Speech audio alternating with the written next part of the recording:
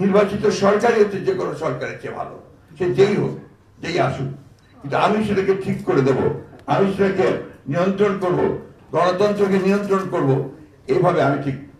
বিশ্বাস করতে বা ভাবতে রাজি নই। 5ই আগস্টের পরে যখন আমরা সবাই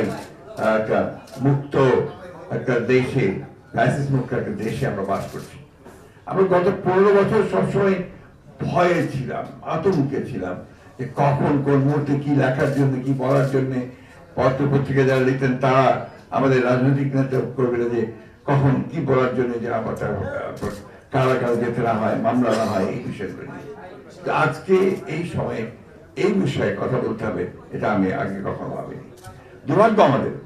যে আজকে 53 বছর পরেও একটা ছাত্র জনতার অভ্যুত্থানের পরে